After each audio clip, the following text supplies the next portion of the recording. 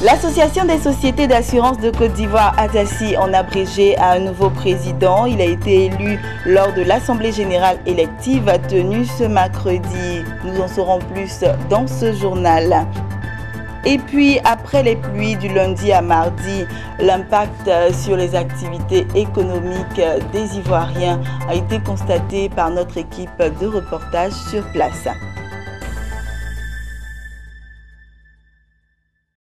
Voici pour les titres. Bonsoir à tous et bienvenue à ce temps d'information. Je vous le disais tout à l'heure, après un second mandat de 3 ans à la tête de l'Association des sociétés d'assurance de Côte d'Ivoire, ASACI en abrégé, le président Roger Johnson Bois passe le témoin à Bakayoko Saliou, actuel directeur général de Sounou Assurance, un professionnel aguerri dans le domaine des assurances.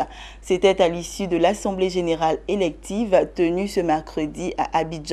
On en sait plus avec notre reporter sur place, Jérémy Aoré. Il se nomme Bakayoko Saliou. Il a 58 ans, marié et père de 4 enfants, tous issus de la même génitrice. Celui qui est le directeur général de Sounou Assurance vient d'être porté par acclamation à la tête de l'Association des sociétés d'assurance de Côte d'Ivoire, en abrégé ASACI. Mais d'abord, c'est l'émotion évidemment d'être à la tête d'une institution aussi prestigieuse que l'ASACI, l'Association des assureurs de Côte d'Ivoire.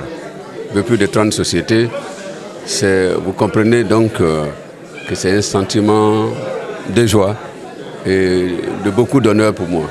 Celui dont le parcours a été essentiellement consacré à l'assurance mesure bien les défis qui l'attendent au cours des 3 années à venir. Les défis sont énormes parce que d'abord l'association est arrivée à un niveau de maturité déjà qu'il faut améliorer. Et jusque-là, la qualité des personnes qui l'ont dirigée était de très haute facture. Vous comprenez donc que j'arrive dans un contexte vraiment où les choses sont en place, mais non seulement qu'il faut maintenir ce qui est déjà en place, il faut les améliorer. Et comme je l'ai dit, la corporation, les assureurs peuvent compter sur moi, peuvent compter sur ma vision pour notre métier. Ils peuvent compter sur ma détermination matérialisée par mon engagement pour notre profession tout au long de ma carrière. Il a besoin d'une équipe. Vous avez vu l'équipe qui m'accompagne tout à l'heure. C'est une équipe de qualité sur laquelle je compte beaucoup pour faire avancer les choses. L'élection du nouveau président de l'ASACI intervient dans le cadre de l'Assemblée générale élective de l'association, devenue depuis le 2 juin 1966 Comité des assureurs de Côte d'Ivoire, puis plus tard ASACI. Le président sortant, Roger Bois Johnson, s'est attelé à la présentation de son rapport d'activité mettant en exergue un chiffre d'affaires de plus de 334 milliards de francs CFA pour l'exercice 2017, soit une progression de 9,19% par rapport à 2016. En toute humilité et au regard des applaudissements et surtout des félicitations du ministre de l'Économie et des Finances, du directeur général du Trésor et du directeur des assurances notre tutelle dans son discours d'intervention, je peux dire que globalement, le plan d'action que j'ai déroulé et qui a permis de m'élire à la tête de notre association a été globalement réalisé. Et je peux, sans fausse modestie, en tirer une légitime fierté. À l'ouverture de cette assemblée générale, le sous-directeur des assurances au ministère de l'économie et des finances n'a pas manqué de relever quelques défis à relever afin de rendre l'assurance beaucoup plus crédible. Nous avons engagé 2 chantiers avec vous, Monsieur le Président de l'ASACI, au niveau de la question de la sous-tarification d'une part et la réforme de la rémunération des intermédiaires d'autre part. En ce qui concerne la sous-tarification, sous la houlette du président de l'ASACI, les assureurs automobiles ont posé un acte fort en signant le 28 mai dernier devant le directeur général du Trésor et de la comptabilité publique une convention dans laquelle ils s'engagent à abandonner ces pratiques qui nuisent à leurs activités. Nous nous réjouissons de l'aboutissement de ce processus unique en son genre, disait le président de l'Alsacie à la cérémonie de signature. Cependant, notre joie ne sera plus grande que lorsque l'application de cette convention sera effective sur le terrain. L'adhésion de 3 nouveaux membres porte à 38 les membres de l'Alsacie qui a donné quitus au bureau exécutif sortant suite aux félicitations de l'État de Côte d'Ivoire. Notons que le bureau exécutif de l'Alsacie est composé de 12 membres, dont 2 vice-présidents. On le sait tous, dans la nuit du lundi à mardi, une forte pluie s'est abattue sur la ville d'Abidjan. Environ 20 morts, c'est le triste bilan annoncé par le ministère ivoirien de l'Intérieur. Outre ce bilan humain, cette pluie a fortement impacté certaines activités économiques. Notre équipe de reportage s'est rendue sur le lieu, précisément à la Riviera 3, communément appelée 9 kg. La furie des eaux de pluie dans la nuit du lundi à mardi, dont le bilan humain est de 19 morts, a également causé d'importants dégâts matériels. Nous sommes au carrefour Riviera 3, communément appelé 9 kg. Ici, plusieurs boutiques, magasins, restaurants et supermarchés ont été envahis par les eaux de pluie. Dans cette boutique, le chef du personnel affirme que l'eau est montée à un niveau record. Moi, en tout cas, c'est ma première fois de voir un magasin fermé où de l'eau déplace carrément les meubles. Tout était dessous, il y avait pratiquement... Bon, on était dans une situation un peu alarmante en tout cas. Cette dame n'a pas eu la même chance. Elle est libraire et dit avoir tout perdu. Là, nous sommes au rayon librairie. Parce qu'on a 2 niveaux. Le premier niveau, c'est ici, je peux dire. Et le second, c'est là où se trouve la papeterie, l'informatique et puis le sport. Alors là, c'est toute la partie de la librairie qui a été endommagée, qui est partie. On n'a rien pu sauver. Rien. Vraiment, pas même un seul stylo. Le montant, je voudrais vous dire, à peu près 120 millions de dégâts quand même. La première mesure que la librairie a prise, c'est de partir carrément de ce magasin-là. Parce que y rester, ce serait encore, parce qu'on annonce encore des semaines de pluie encore, donc on est vraiment dans l'incertitude, mais je pense que la seule chose la plus sûre, c'est pour le moment de partir.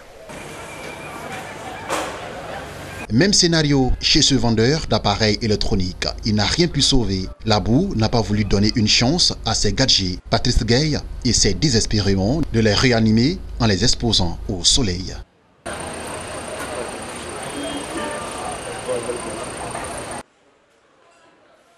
Les restaurateurs du carrefour 9 kg paieront la lourde amende laissée par cette pluie. Dans ce restaurant, c'est pas l'heure de la plonge, tout le monde est à la tâche. Une toilette qui s'impose après la boue laissée par la pluie. Quand nous sommes arrivés, même pour vous, même le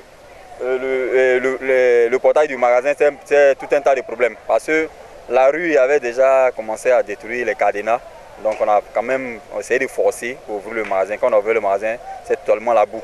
Juste en face, ce restaurateur a ouvert et fonctionne parallèlement au ménage qui s'impose à lui. Le niveau de l'eau, vous pouvez les voir, vous pouvez vous-même les voir sur le mur. Hein.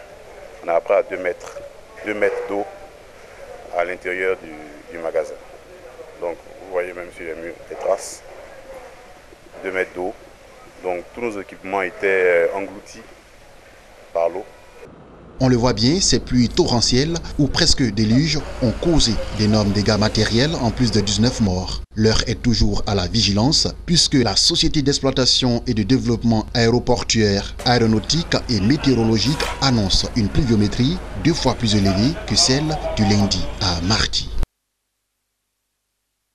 Parlons de toute autre chose à présent. Des femmes réunies au sein d'une coopérative agricole ont reçu une année durant une formation initiée par Fairtrade Africa. Cette formation a permis de renforcer le leadership de ces femmes à travers le mentorat, l'accès à l'information et au savoir-faire pour être capables de diriger leurs organisations de petits producteurs et être aussi capables de diriger d'autres activités au sein de leur communauté. 18 femmes et 3 hommes ont terminé le processus sur les 24 participants sélectionnés initialement. La cérémonie de remise de diplôme aux élèves de l'école de leadership des femmes de Fêtres d'Afrique en Côte d'Ivoire a eu lieu à Abidjan. Le programme pilote a duré une année de mai 2017 à avril 2018. À travers cette formation, les femmes acquièrent des compétences et des capacités pour prendre des décisions et agir en conséquence dans le but de gérer leurs ressources. Nous avons suivi la formation à Bengourou sur 4 trimestres. Et chaque trimestre, on a des modules sur le genre, le droit de l'homme, le droit spécifique, les droits spécifiques de la femme.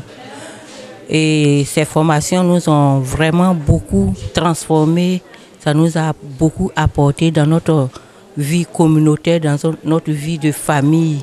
C'est un programme innovateur qu'on ne voit pas dans le milieu agricole. Et au sortir de ce programme, aujourd'hui, je peux dire que je suis une femme accomplie, une femme qui sait ce qu'elle veut, une femme qui est sûre d'elle et qui sait qu'elle peut apporter un plus à la société. Mais aujourd'hui, faire trop d'affaires qu'on reconnaît nos droits. Ce n'est pas la cuisine seulement qui fait la femme, mais aussi il faut produire aussi. Et nous, chez nous, à Bengourou, la femme produit, moi je produis. Dr Tissi Chorouma, directeur des opérations de Fêtres d'Africa, a souligné l'engagement de cette institution à réaliser l'égalité des sexes et l'autonomisation des femmes et des filles dans le 5e objectif de développement durable. Nous travaillons avec ces dames depuis près d'une année et j'avoue que le changement qui s'opère est encourageant avec un tout petit investissement, mais aussi avec des investissements qui arrivent à temps pour soutenir les femmes. Pensez à elles, ce qu'elles sont, leurs droits et ce qu'elles peuvent réaliser avec les opportunités à leur disposition. Fêtres d'Africa est un réseau continental d'organisations de producteurs certifiés au label Commerce équitable, représentés dans 33 pays en Afrique. Et c'était le reportage de Lawani Babatunde et Maru Seri. Donner l'opportunité à 200 étudiants de bénéficier d'une formation en Côte d'Ivoire mais aussi en Chine, c'est l'objectif visé par une entreprise chinoise à travers son projet Graines de l'avenir. Pour sa 2e édition, ce projet a été lancé mardi à Abidjan. Le reportage d'Ariane Touré. La 2e édition du programme Seed for Future ou Graines de l'avenir a été lancée lors d'une cérémonie officielle à la primature à Abidjan. Ce projet, qui consiste à recruter des jeunes Ivoiriens pour un programme de perfectionnement aux technologies de l'information et de la communication TIC, est une initiative de l'entreprise chinoise Huawei. Graines de l'avenir doit s'étendre sur 5 ans jusqu'en 2020. Il vise à sélectionner chaque année 200 jeunes Ivoiriens. Tous les ans, à la fin du processus, Huawei offre une bourse d'études en Chine aux 10 meilleurs étudiants. Bruno Koné, ministre de la Communication, de l'économie numérique et de la Poste, a salué cette initiative de la Chine qui vise à hisser la Côte d'Ivoire au plus haut niveau. Pour lui, l'éthique et la généralisation de leurs usages sont un facteur de développement socio-économique, de compétitivité et de création d'emplois. Bruno Koné soutient que le développement économique et social a pour socle une éducation de qualité. La formation des élites doit épouser l'ère du temps, les exigences du nouveau monde et l'ère du numérique. La formation des élites, dès à présent, pour demain, devra donc nécessairement épouser les exigences de notre temps. Et en disant notre temps, nous parlons du temps de la 4e révolution industrielle, celle qui est portée par le numérique. En marge de cette cérémonie, les récipiendaires de l'édition 2017 ont reçu leur prix avant de passer le flambeau aux étudiants de la 2e édition. Une passation au cours de laquelle Amacha Jacques Yannick, délégué des lauréats 2017, a prodigué des conseils et encouragements à la nouvelle promotion qui s'apprête à emboîter le pas. À la génération qui va suivre, le mot d'encouragement que je peux dire, c'est d'aimer, d'être déterminé au travail, de ne jamais abandonner et de rester toujours unis. Car ce sont ces valeurs-là que nous avons apprises de la société chinoise qui leur a permis en moins de 30 ans, donc pour Huawei Technologies l'exemple, en moins de 30 ans de dépasser des entreprises qui sont centenaires dans le domaine des télécommunications. Alors il faut toujours être déterminé au travail et se donner à fond jusqu'au bout. C'est plein d'espoir que la nouvelle promotion d'étudiants présidée par Ngoron Théodore entend relever le défi du programme Graines d'avenir édition 2017. Je pense qu'en étudiant, simplement, la seule solution, c'est d'étudier, de se concentrer, montrer que nous sommes déterminés à apprendre. Le projet Graines de l'avenir est déjà mis en œuvre dans plus de 100 pays à travers le monde et plus de 3100 étudiants ont bénéficié de stages de perfectionnement en Chine. Et on referme ce journal avec cette information. Sachez que la prévision des conflits pourrait permettre d'économiser entre 5 à 70 milliards de dollars à l'échelle mondiale, a indiqué un rapport conjoint de la Banque mondiale et de l'ONU. Selon le document, des économies réalisées pourraient financer la résolution d'autres problèmes majeurs à travers le monde, tels que la réduction de la pauvreté et l'amélioration du bien-être des populations. Il devrait également permettre de résorber une tendance inquiétante concernant les conflits majeurs dans le monde. Voilà, c'est ici que nous refermons ce journal. J'ai été très heureuse de vous l'avoir présenté. Je vous souhaite une bonne suite de programmes sur Business 24 Africa.